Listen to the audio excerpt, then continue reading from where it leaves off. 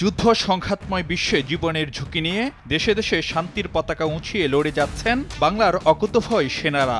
জাতিসংঘ শান্তি রক্ষা কার্যক্রমে বিশ্বে শীর্ষস্থানীয় দেশের তালিকায় জ্বলজ্বল করছে বাংলাদেশের নাম।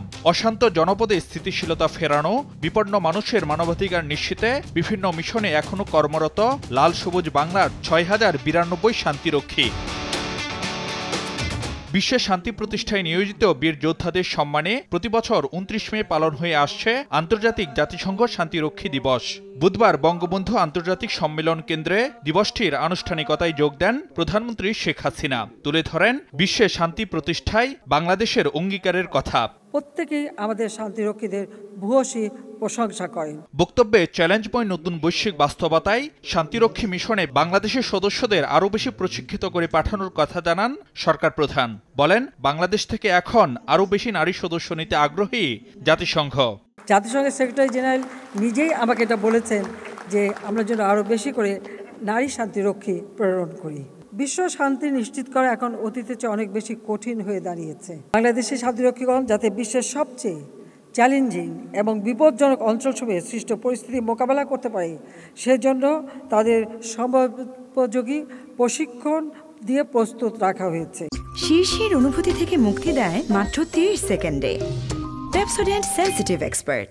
এ সময় যুদ্ধ ও অস্ত্র প্রতিযোগিতায় টাকা না ঢেলে জলবায়ু পরিবর্তনের অভিঘাত মোকাবেলা সহ মানব কল্যাণে অর্থ ব্যয় করতে ক্ষমতাধর দেশগুলোর প্রতি আহ্বান জানান শেখ হাসিনা।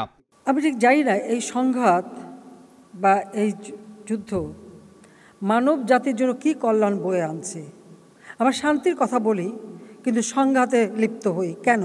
অস্ত্র তৈরি আর প্রতিযোগিতা, এই অর্থটা যে সমস্ত দেশ এখনও জলবায়ু পরিবর্তনের অভিঘাতে ক্ষতিগ্রস্ত হতে যাচ্ছে, সেই জলবায়ু অভিঘাত থেকে মানবজাতিকে রক্ষা করার জন্য সেই ফান্ডে সেই অর্থ দিতে পারে এবং ক্ষুধার্ত এবং শিক্ষাবঞ্চিত যে সমস্ত শিশুরা, তাদেরও শিক্ষা এবং স্বাস্থ্য ও ক্ষুধা নিবৃত্ত করবার জন্য ব্যবহার করতে পারে।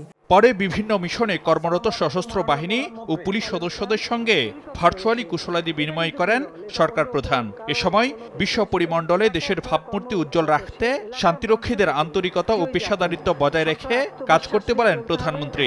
বিজয়ী জাতি হিসেবে মর্যাদা নিয়ে চলতে হবে, মাথা উঁচু করে। ফারুক ভিয়া রবিন, সময় সংবাদ, ঢাকা।